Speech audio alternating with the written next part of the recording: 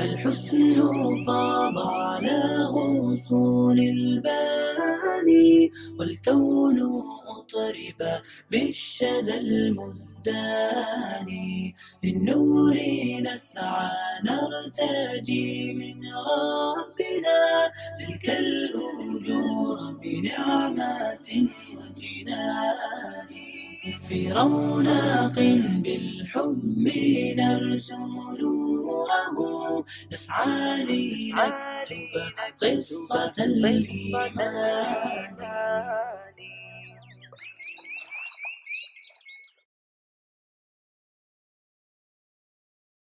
Assalamu alaikum et bonjour, bienvenue dans l'émission Allah m'a guidé. Cette fois nous sommes en Suisse et précisément à Lausanne où le frère Abdelhamid Gonin s'y était converti il y a une dizaine d'années.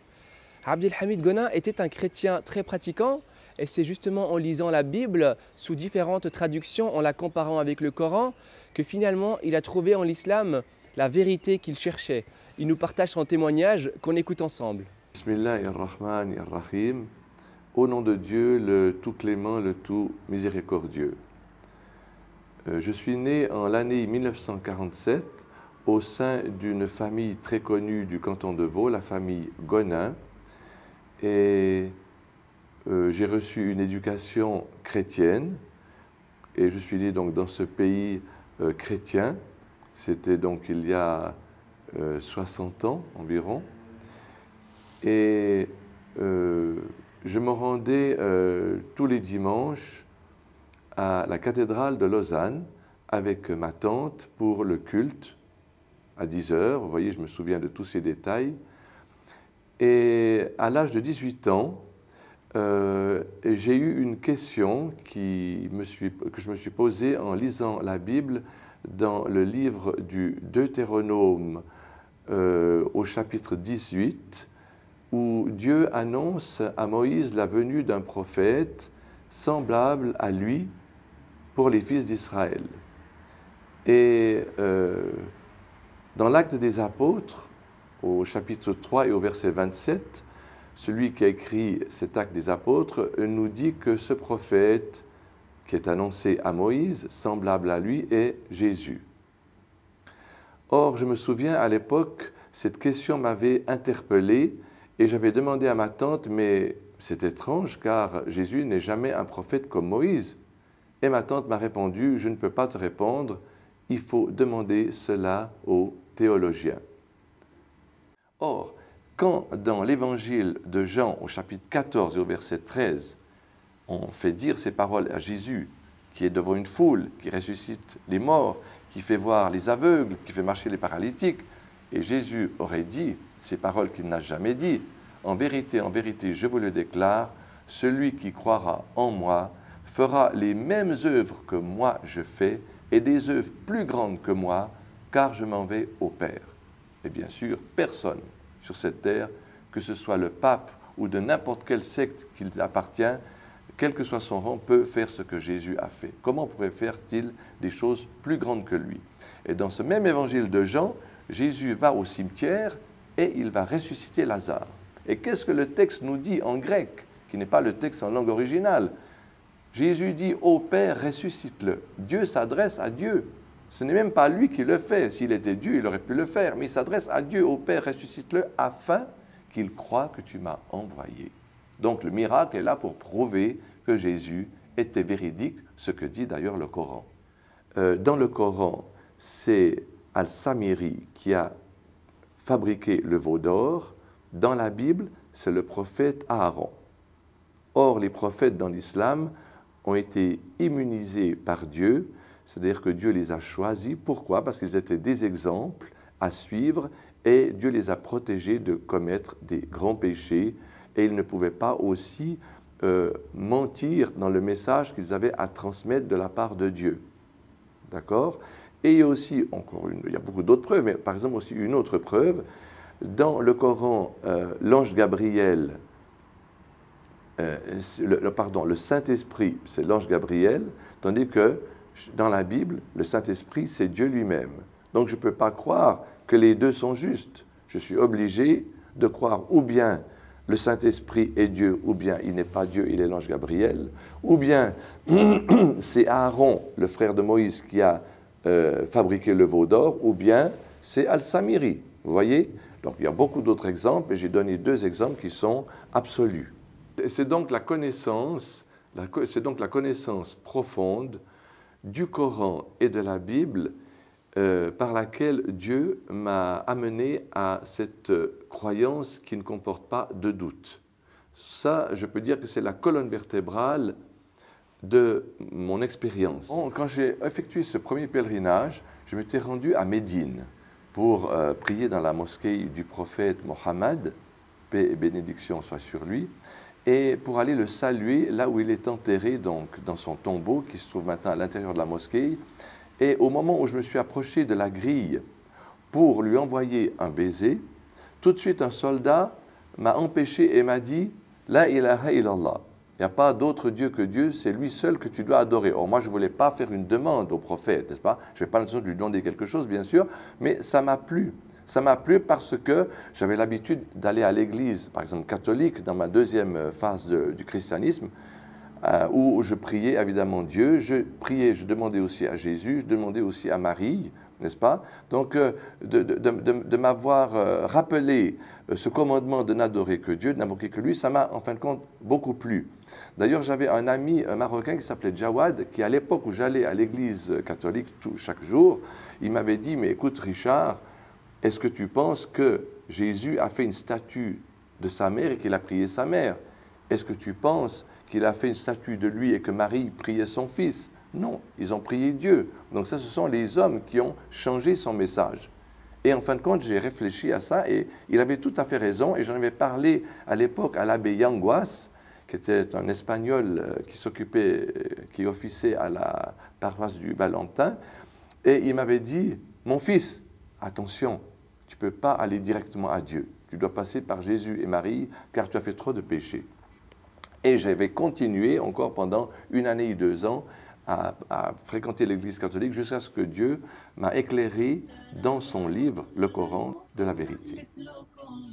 قد حاز من دنياه حفظا للكتاب والثوم دامع فرحكم يا فخركم أنتم شعاع الشمس إن حل الغياب ها قد تنام حلمكم من مثلكم قد حاز من دنياه حفظا للكتاب والثوم دامع فرحكم يا فخركم أنتم شعاع الشمس إن حل الغياب فلتخبروا من بعدكم من زاركم أن العطايا حفظ أين واكتساب فمبارك طبتم وطاب غراسكم ودعتم خير المراتع باحتساب فلتخبروا من بعدكم. La famille Gonin est originaire de la France. Ils sont venus sous le règne de Louis XIV. Cela fait environ entre 400 et 500 ans, lorsque le roi Louis XIV, sous l'influence de Marie, de maintenant sa maîtresse, a persécuté les protestants. Donc ce sont les catholiques qui ont persécuté les protestants et c'est à cette époque que les Gonins ont émigré en Suisse. D'ailleurs, cette famille très connue a un illustre ancêtre qui s'appelle Jules Gonin, qui a découvert le décollement de la rétine. Et je me souviens, à l'époque, j'ai travaillé dans une agence qui était près de Chaudron. Et comme mon employeur m'interdisait de faire la prière sur mon lieu de travail, je me rendais pendant la pause au parc de Montbenon, juste derrière le casino. Et là, vous avez justement la rue Jules Gonin. Et je me disais qu'ici, au moins, on me laisserait tranquillement faire ma prière, ce qui d'ailleurs a été le cas. Après quelques années que j'étais donc dans l'islam, à peu près après 8 années, j'étais très fier et très heureux d'être devenu musulman.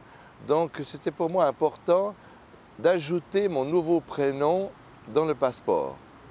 Et pour cela, il fallait que je fournisse des preuves, c'est-à-dire que d'abord mon certificat de conversion, ensuite que je recevais les lettres personnelles avec ce nom. Et alors j'étais le premier ici dans le canton de Vaud à entreprendre cette démarche. Et je me souviens qu'à l'époque, ça me paraissait très difficile, alors que maintenant, ça me semble tout à fait naturel, n'est-ce pas? À l'époque, lorsque je suis parti à la cité pour faire ce changement, intérieurement, je me disais, mais tu renies ton pays, tu renies ta famille, tu renies ta culture, tu prends un nom arabe. Enfin, c'était pour moi une chose très très difficile et j'ai dû faire un effort, en fin de compte, presque pour faire cette démarche. Alors que maintenant, ça me semble tout à fait naturel. Et ce qui compte pour moi, c'est d'être là où Dieu veut que je sois.